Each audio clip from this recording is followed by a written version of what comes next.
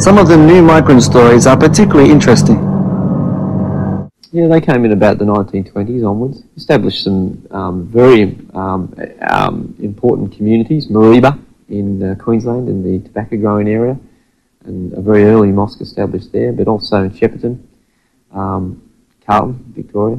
These are all permanent mosques which still exist and run today, and can be traced back to the Albanian presence. And fairly successful, hard-working agricultural folk. And of course they arrived in 1967. And of course they came to Australia while the White Australia policy was really still alive. It hadn't been officially dismantled yet.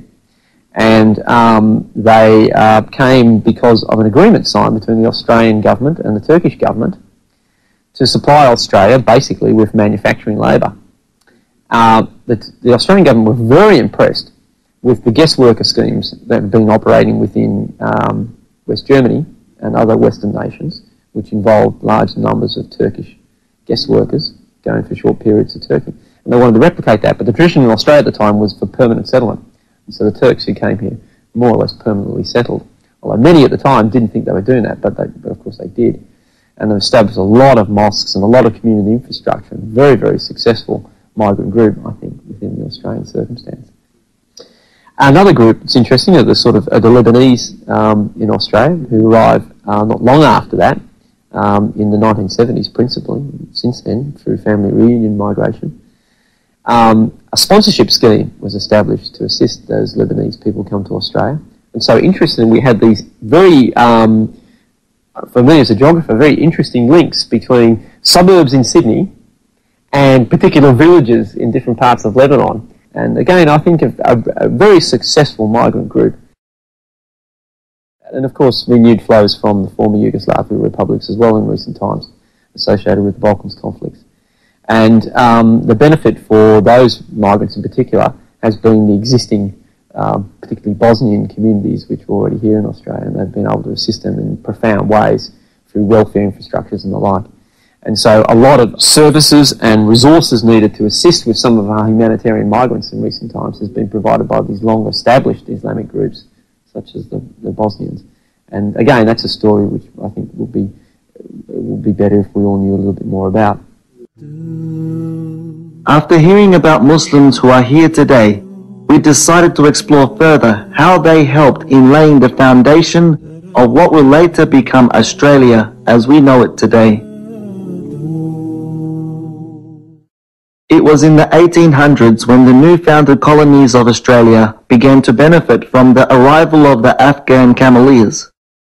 Although referred to as Afghans, they came not just from Afghanistan, but from areas which are in present-day Pakistan.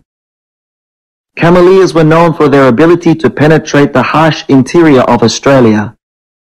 Camels would carry such things as building supplies, food provisions and drought relief to remote areas of Australia.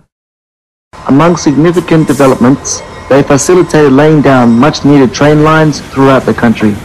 Furthermore, they assisted with the overland telegraph line, which crossed 2,500 kilometres and connected us with the rest of the world. Between probably 1860 and 1920, I would say somewhere between 2,000 and 4,000 Afghan Cameleers came to Australia. And of course they had a fundamental role in assisting with nation building in Australia, because big infrastructure projects like the overland telegraph and some of the rail lines, of course, the transport, the heavy lifting and transport and carrying was undertaken by camel trains. Well, of course, the Burke and Wills expedition, the first use of camels and the first presence of Afghans.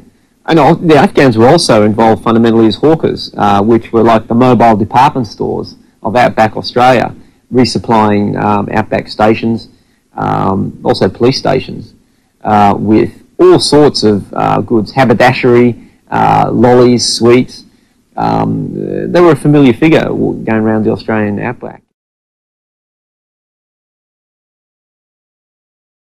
Allahu Akbar, Allahu Akbar.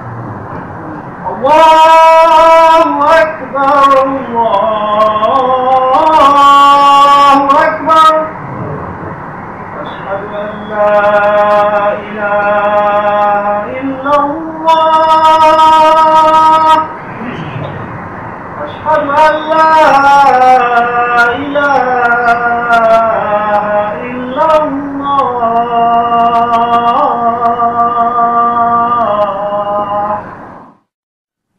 When the Afghan people come here, there was a paddock here. There was a mosque. And they're bringing their camels here. 1888. They built it. They give that pounds. They own that pound a week.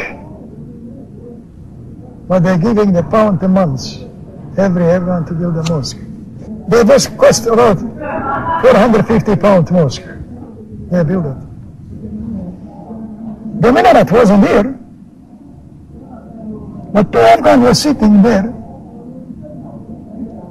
And one said to the other one, he said, listen, I got this little bit money. I want to build it two minaret here. The other one, he said, very good, he said, Allah will help you and so on, you know. Anyhow, he built these two minarets. And it cost 125 pounds. The other one said, you build now these two in front, but I will build two in front, on the back. I build two in front here, but they must look a bit higher than yours. This is the higher. You see? We journeyed to Broken Hill from Adelaide by car. On our way, what seemed so easy by car must have been a test of patience by camel. Most of Australia's interior can be harsh and lacks shade.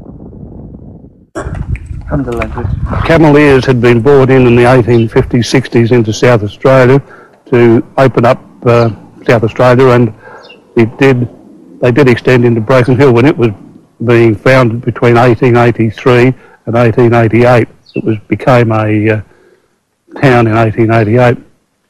They were very active in those early days and covered this whole area, and they did open this mosque for their service, their prayers.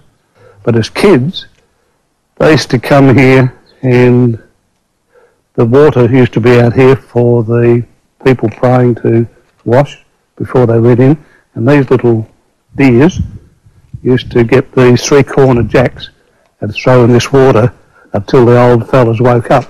But yes, during the Gulf War, the first Gulf War, some bright peanuts came and damaged the door, painted slogans over here, ruined the sign that we've got up the front. So our secretary of the day patched these up. Now, this ante-room is only just in the last 12 months. The floor has been taken out and the cement put in.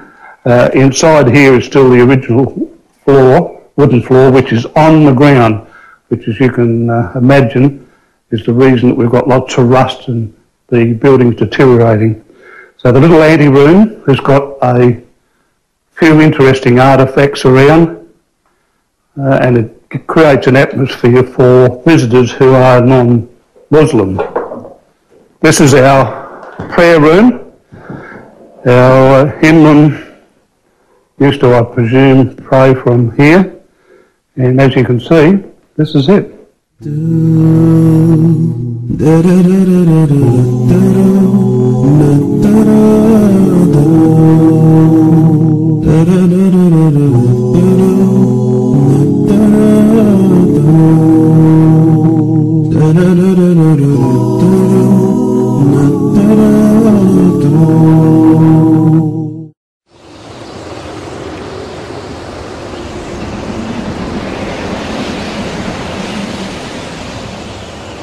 Traces of these historic mosques can be found deeper inland in places like Burke and Maree. The original Maree Mosque, which was built in the 1880s, does not exist anymore. Locals rebuilt this replica in appreciation for the Afghans.